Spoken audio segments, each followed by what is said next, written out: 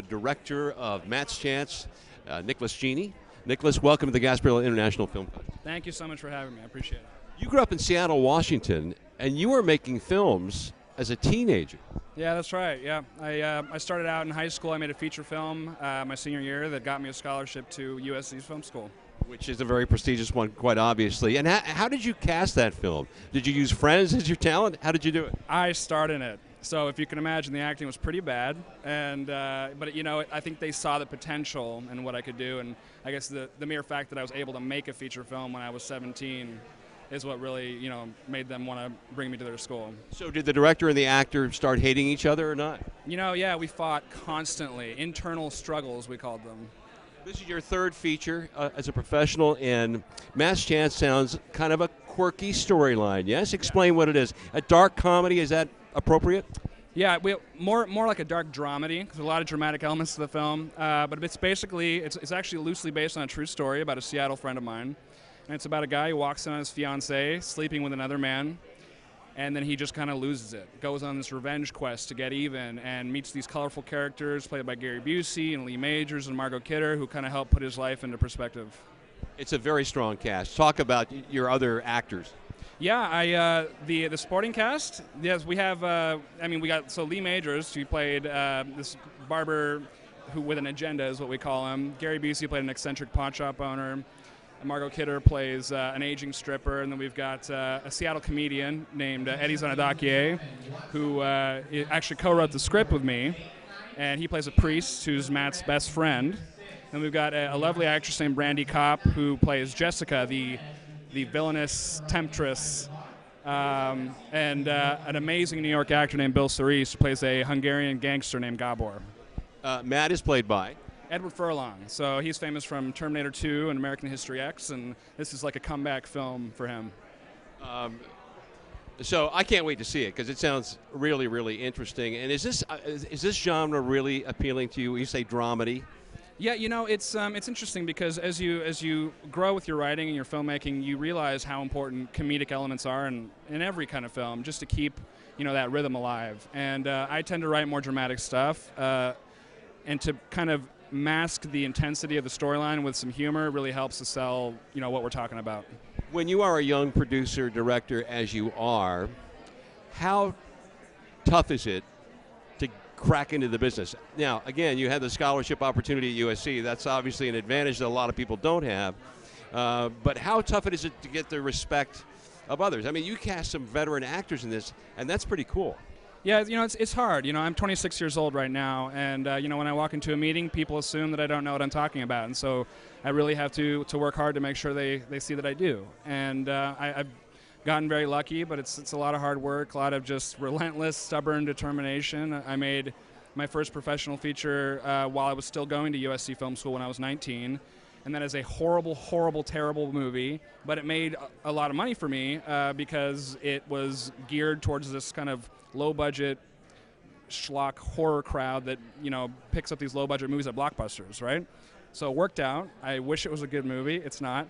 But my second film, The Penitent Man, stars Lance Henriksen, who's famous for playing Bishop in Aliens. And that was my first real, kind of success. It won some awards and came out in theaters and had a good run. And so this is like the next level. Well, again, thank you for coming here to Gasparilla International Film Festival. Very good luck with the film. Thank you so much. Appreciate it. We're here with one of the featured actors in Matt's Chance, Eddie Zanidache. Yeah, you get it. You did it. That was amazing. That was your first try. I can read phonetically. It's basically how I do it. Eddie, you've done a few films, but you're a fairly young actor. And just tell me about this opportunity to work in Matt's Chance. This is probably the biggest opportunity I've had in my career when it comes to entertainment and everything like that. I did a lot of theater growing up and owned a theater for about 3 years. I do stand-up comedy. Nick's always known me as a comedic performer, and so this was an opportunity where he can add some comedic value to his movie and make a great movie. And so we've been waiting a long time to work together, and he finally had an opportunity. Friends that we couldn't put in the movie. But is Daddy Dave a priest? Is that the deal? Yes, he's a priest. And actually, in reality, there was a priest who actually saved the real Matt. He had a sawed-off shotgun in his car, and the cops were coming to get him. And this priest helped him out, and he put it, he hid the gun, and Then he basically tried to tell him to better himself and whatnot. But so yeah, it was one of his best friends. It was like it was a guy that helped him out. So yeah, he is a priest in the movie. Yeah. So, with your background in stand-up, explain the difference between getting up in front of an audience and trying to make them laugh, which is much harder than most people think, and then being on camera. You mentioned theater work, and there's a difference between all three disciplines. Stand-up's one thing, being in a play, live theater is different, and then film is entirely different. Film is much more subtle, is it not? I've learned that I do not need to try so hard. I can definitely tone myself down, and Edward Furlong really helped me out with that, because he was in the movie. He's very subtle with his lips, just do just very basic things, and a camera picks up so much, you know. And with theater, it's all about projecting your voice, you know. And with stand-up, it's you got one shot. There's not multiple shots after this. Either they laugh or they don't, and you get a reaction, or you don't, and move on. You better learn how to read an audience. In a movie, you know, if you look bad, they can make you look good, you know, and I think Nick was able to find the perfect shots, the perfect angles, the perfect takes to make me look good. Yeah. And so going forward, do you think you'll still pursue all three?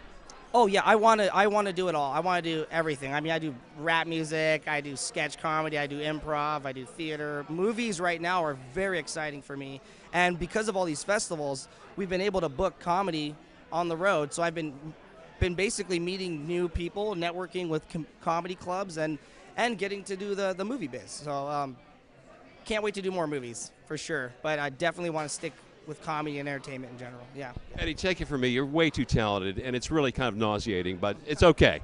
No, very seriously. Thank you for coming to the Gasparilla International Film Festival. Good luck with Matt's chance. This has been a very exciting festival. It's well done. I have not been stressed out at all, which is just amazing, and I'm just having a blast. So you did it, Gasparilla. You guys. We're with Brandy Kopp, who is one of the featured actors in Matt's Chance. And Brandy, welcome.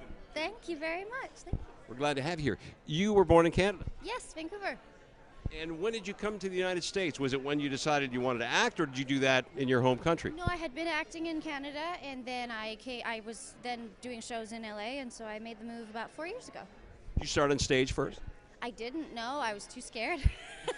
I love camera. I love set. I feel like there's nothing I can't do there. I'm not scared at all. And it's wonderful. I'm working with Nick. It's so nice to have a director that, you know, pushes you and makes you feel free to be anything, pretty, ugly, all of it. And I love that. It's more fun. And Nick is a pretty young guy at 26 years old, but he seems to be an old soul to me. He's 26 going on 70. He's so ahead of his years. I'm so impressed with him. When you hit 18 and you know what you want to do and you're gung-ho, you can be 26 doing what you want to do. So it's Now, I want to talk about your character, who's not very nice to Matt. horrible. Well, no, she's horrible. Her reasons for being horrible are understandable. She's, you know, he gave up. She's sad. He's not a good fiance anymore, but you don't do the things that she did. You break up. You don't do it. She's awful. She's Did you? And you're not.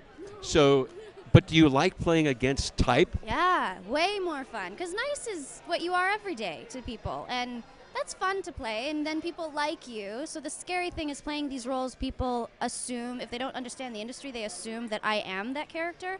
So I'll meet people and girls especially will be a little weird. I'm like, I swear to God, it's the character. But it's more fun because then I really get to act and just be a bitch. How about working with the other cast members? How much fun was that? It was an adventure, to say the least. Gary Busey's wonderfully crazy, and Furlong is wonderful to work with. He was very protective of me, which I appreciated, and I have such a crush on Lee Majors.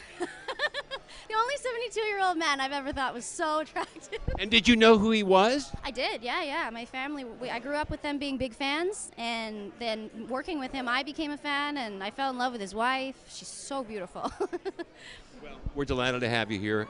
Great luck with the film. Thank you so much. I appreciate it. Are you staying to watch? Yay!